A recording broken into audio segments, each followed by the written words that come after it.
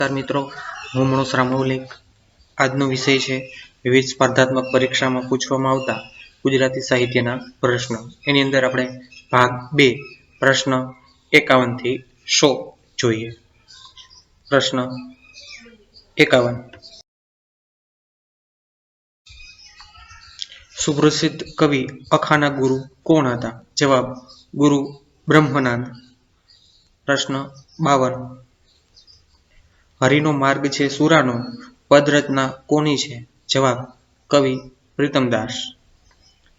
પ્રશ્ન 53.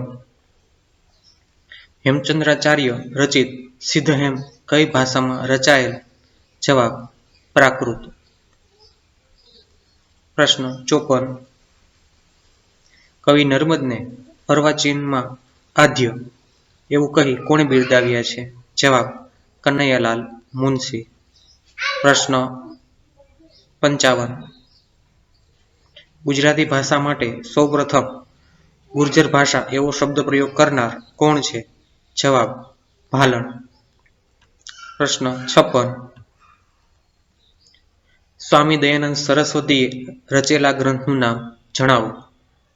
જવાબ સત્યાર્થ પ્રકાશ. 57. કવિ ભાલણનું મૂળ નામ શું હતું? જવાબ પુરુષોત્તમ ત્રિવેદી. પ્રશ્ન 58.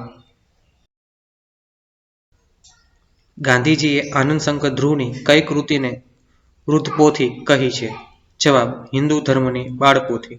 પ્રશ્ન 59. ગુજરાતી ભાષાના પ્રાચીન હસ્તલિખિત પુસ્તકોના સંગ્રહ માટે કઈ સંસ્થા કાર્યરત હતી?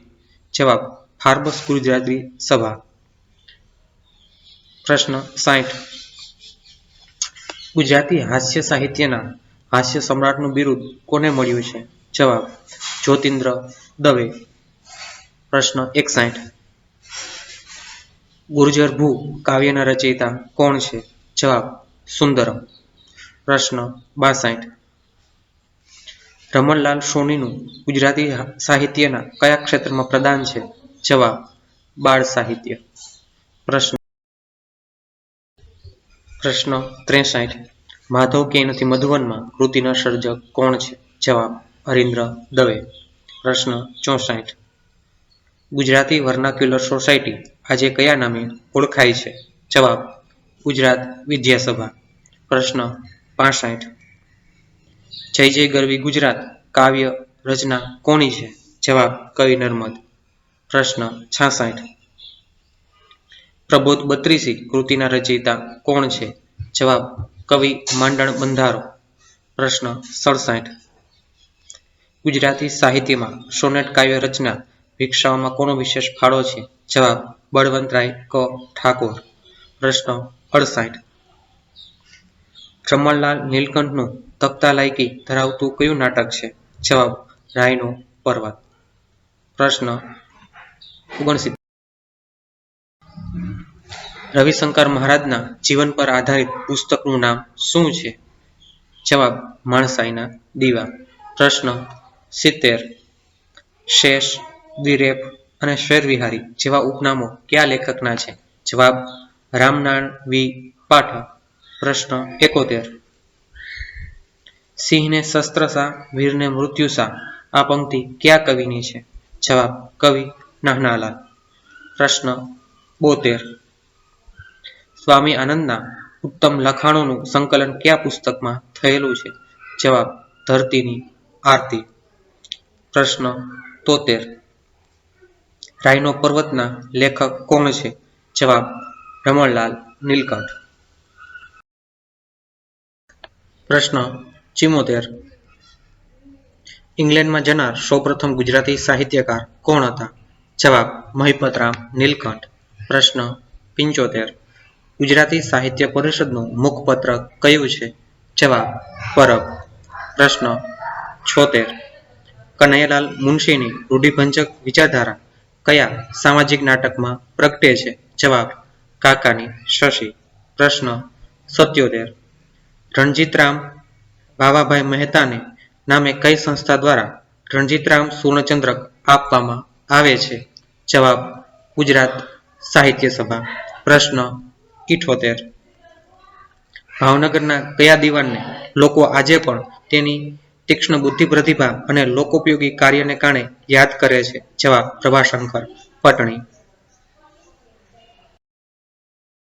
79. નરસિંહ મહેતાની રચનાઓ મુખ્યત્વે કેવા પ્રકારની છે? જવાબ પદ. પ્રશ્ન 80. તને સાંભળે રે મને કેમ વિસરે રે ના કવિ કોણ છે? જવાબ પ્રેમાનંદ. પ્રશ્ન 81. જ્યાં સુધી ગુજરાતી ભાષાને ગૌરવ નહીં મળે ત્યાં સુધી પાઘડી નહીં પહેરું આવી પ્રતિજ્ઞા કોણે લીધી હતી? જવાબ મહાકવિ પ્રેમાનંદ. પ્રશ્ન 82. ગુજરાતી સાહિત્યનો પ્રથમ વિવેચન ગ્રંથ કયો ગણાય છે? જવાબ નવલિકા ગ્રંથાવલી. પ્રશ્ન 83. ગુજરાતી ભાષામાં લોક સાહિત્યના સર્વપ્રથમ સંશોધન સંપાદક કોને ગણવામાં આવે છે? જવાબ ઝવેરચંદ મેઘાણી. પ્રશ્ન 84. ગંગા સતીની પુત્રવધૂનું નામ શું હતું? જવાબ પાનબાઈ. પ્રશ્ન 85. કયા જાણીતા ચિત્રકારે સાંસ્કૃતિક મેગેઝિન કુમારની શરૂઆત કરી હતી? જવાબ રવિશંકર રાવળ. પ્રશ્ન 86. કયા મહારાષ્ટ્રીયન કવિએ ગુજરાતી સાહિત્યમાં નોંધપાત્ર ફાળો આપ્યો છે? જવાબ બાપુ સાહેબ ગાયકવાડ. પ્રશ્ન 87. ઉમાશંકર જોશીએ આંખ, કાન અને નાકની કવિતા કહીને કયા કવિને મહિમા કર્યો છે? જવાબ કવિ પ્રહલાદ પારેખ. પ્રશ્ન 88. આટલા ફૂલો નીચે ને આટલા લાંબા સમય ગાંધી કદી સૂતો નહોતો કયા કવિની અનુભૂતિ છે? જવાબ કવિ હસમુખ પાઠક. પ્રશ્ન 89. આંધળીમાંનો કાગળ કૃતિના લેખક કોણ હતા? જવાબ ઇન્દુલાલ ગાંધી. પ્રશ્ન 90. અર્વાચીન યુગના અરુણ તરીકે સુધારક યુગમાં કયા સર્જકને બિરદાવવામાં આવ્યા છે? જવાબ કવિ નર્મદાશંકર લાભશંકર દવે. પ્રશ્ન 91. ડે ટુ ડે ગાંધી નામની ડાયરી લખનાર ગુજરાતી કોણ હતા? જવાબ મહાદેવભાઈ દેસાઈ. પ્રશ્ન 92. ગુજરાતી ભાષા લેખન અને ગુજરાતી રૂપરચના કયા શતાયુ સાહિત્યકારનો બહુમૂલ્ય ફાળો છે? જવાબ કેશવરામ કાશીરામ શાસ્ત્રી એટલે કેકા શાસ્ત્રી. પ્રશ્ન 93. ભવાઈની શરૂઆત કોણે કરી હતી? જવાબ બ્રાહ્મણ અસાઈતે. પ્રશ્ન 94.